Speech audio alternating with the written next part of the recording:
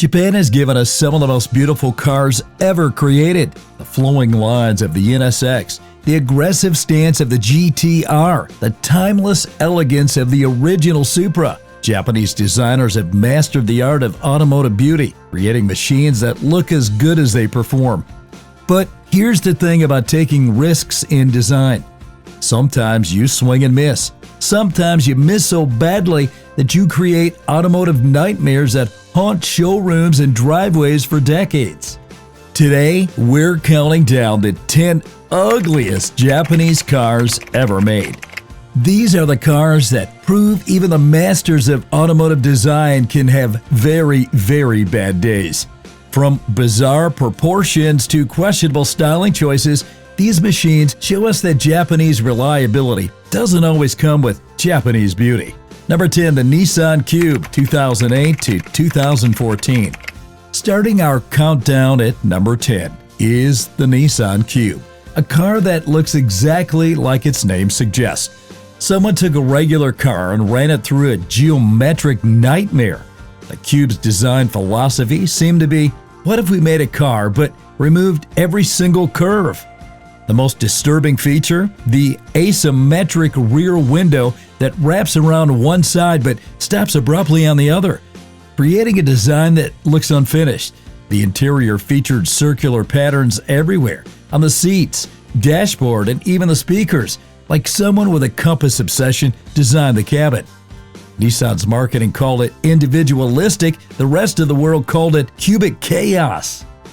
The Cube lasted 6 years in the US market before Nissan quietly discontinued it, presumably after realizing that most Americans preferred their cars to look like vehicles rather than storage containers.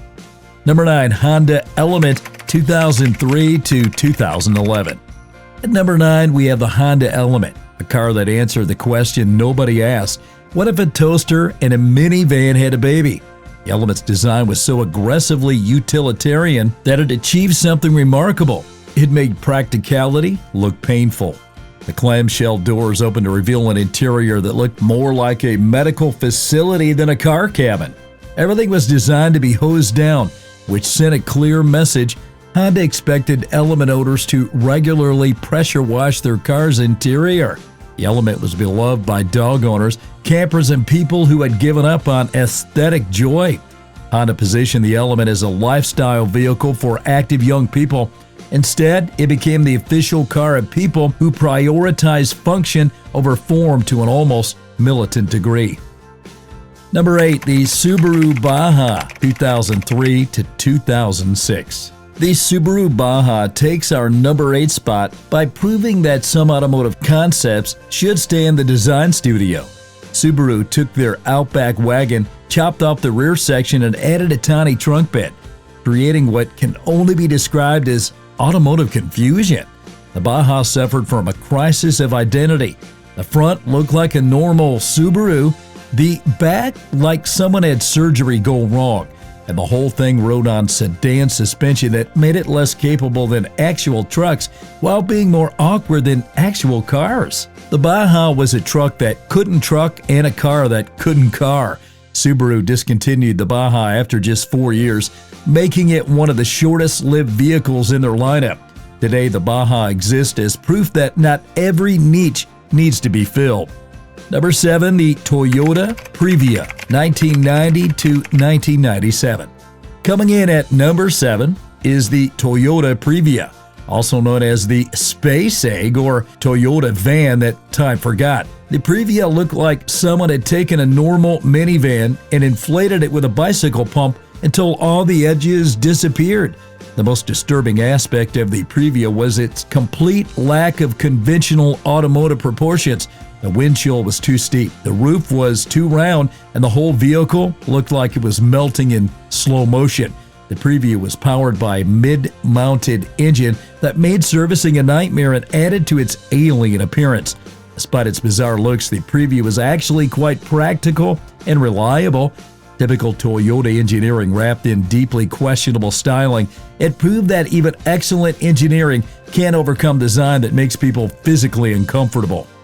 Number 6, the Mitsubishi i-Me, 2009 to 2021. At number 6, we have the Mitsubishi i-MiEV, an electric car that looked like someone had designed it using only circles and straight lines. The i-MiEV achieved the remarkable feat of making a small car look both cramped and bloated simultaneously. The bubble-shaped cabin sat on tiny wheels that made the car look like it was tiptoeing everywhere it went. The rear design featured a rear vertical back window that created the impression of a vehicle that had been compressed from behind. The i-MiEV was eco-friendly transportation for people who had surrendered all hope of looking good while driving. Mitsubishi positioned the i-MiEV as a future of urban mobility. Future apparently looked like a refrigerator on wheels with self-esteem issues.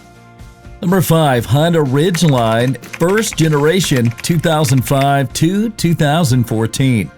Taking the number 5 spot is the first generation Honda Ridgeline, a pickup truck that managed to offend both truck enthusiasts and car buyers simultaneously. Honda's first attempt at a pickup looked like someone had photocopied a Pilot SUV that ran out of toner halfway through. Ridgeline featured a unibody construction that gave it a car-like handling but truck-like confusion. The bed was too small for serious hauling, the design was too weird for mainstream acceptance, and the whole vehicle seemed unsure of its own purpose. Ridgeline's most famous feature was its in-bed trunk, which was either ingenious or completely pointless, depending on your perspective. Honda redesigned the Ridgeline in 2017, creating a much more conventional and attractive truck, while the first generation now serves as a reminder that even Honda can overthink a simple concept. Now, number 4, the Infiniti QX56, first generation, 2004 to 2010. The first generation Infiniti QX56 claims our number 4 position by proving that bigger doesn't always mean better. The luxury SUV looked like someone had taken a regular SUV and fed it nothing but protein powder for 6 months. The QX56's most prominent feature was its massive chrome grille that dominated the front end like a metallic mouth preparing to consume small vehicles. The proportions were so exaggerated that the SUV looked angry even when parked. The QX56 was luxury transportation for people who wanted everyone to know they had arrived, preferably from several miles away. Despite its questionable aesthetics, the QX56 was actually quite capable and luxurious. It proved that you could build an excellent SUV and still make it look like it belonged in a monster truck rally. Number 3, Lexus SC430, 2001 to 2010. Claiming the number 3 spot is the Lexus SC430, a convertible that managed to make luxury look uncomfortable. The SC430 replaced the gorgeous SC400 300 and one of the most beautiful coupes ever made, with something that looked like it had been designed by committee during a particularly stressful meeting. The SC430's proportions were fundamentally wrong. Front overhang was too long, the cabin was too short, and the rear deck was too high. With a top up, it looked like a hearse that had given up on dignity. With a top down, it looked slightly better, but still confused. The SC430 was a luxury convertible for people who wanted to feel sophisticated while looking like they were driving a melted sports car. Jeremy Clarkson famously called the SC430 the worst car in the history of the world, which might have been harsh but wasn't entirely unfair. The SC430 proved that even Lexus could lose their way when chasing market trends. Now, number 2, the Acura ZDX 2009 to 2013. Taking our number 2 position is the Acura ZDX, a 4-door coupe SUV that confused everyone who looked at it.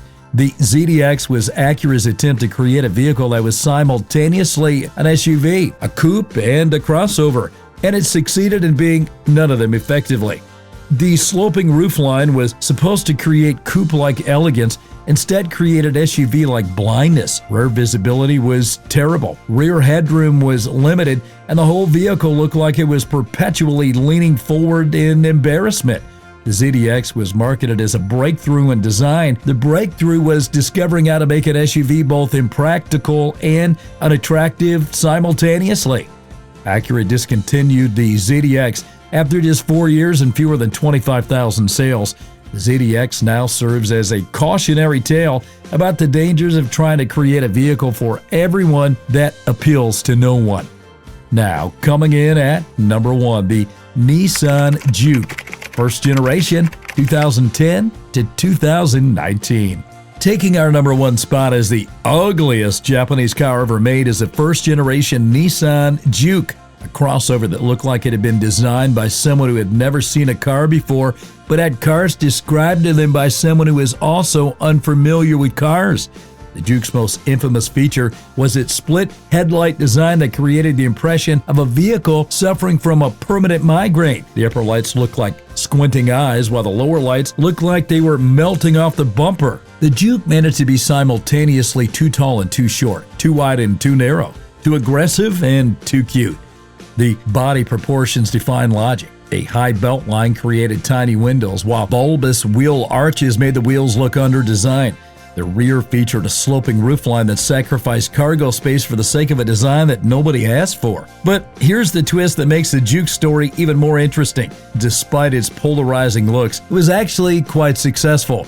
The Juke sold well in many markets, proving that sometimes ugly can still be appealing if it's ugly in an interesting way. The Juke was automotive Marmite. People either loved its quirky character or absolutely hated its bizarre appearance. Nissan eventually redesigned the Juke with much more conventional styling, but the first generation model remains the ultimate example of Japanese designers pushing boundaries so far that they fell off a cliff. What makes these cars fascinating isn't just their questionable aesthetics, the fact that most of them were actually quite competent vehicles underneath their unfortunate exteriors. The Honda Element was incredibly practical, the Toyota Previa was reliable and spacious, and the Nissan Juke was surprisingly fun to drive. These cars remind us that automotive design is subjective, risky, and sometimes gloriously wrong. They represent moments when Japanese manufacturers chose to take chances rather than play it safe, even when these chances resulted in vehicles that look like automotive accidents. Sometimes the ugliest cars teach us the most about design, by showing us exactly what happens when you push too far. The interesting epilogue to many of these vehicles is how their manufacturers learn from their mistakes. The second-generation Honda Ridgeline became a handsome and capable truck. The new Nissan Juke evolved into a much more conveniently attractive crossover. Even the Infiniti QX56 became the more refined QX80. These ugly cars served as valuable learning experiences that helped Japanese manufacturers refine their design philosophies and create better vehicles. Sometimes you have to make something terrible to understand what makes something beautiful. Beauty is subjective, but some things are just objectively awkward. These 10 Japanese cars prove that even the most reliable, well-engineered vehicles can suffer from design decisions that make people question the sanity of everyone involved in the approval process. From the Cube's geometric nightmares to the Juke's migraine-inducing proportions, these cars remind us that Japanese manufacturers are willing to take risks, sometimes very, very bad risks, in the name of innovation and differentiation. But here's the thing, we need ugly cars. They push boundaries, start conversations, and remind us not to take automotive design too seriously. These machines may not win any beauty contests, but they've certainly won their place in automotive history as reminders that sometimes the most memorable cars are the ones that make us cringe. Which of these automotive nightmares do you think deserve the crown of ugliest Japanese car? Did we miss any spectacularly hideous JDM machines? Share your thoughts in the comments, and don't forget to subscribe for more automotive content that celebrates both the beautiful and the bizarre.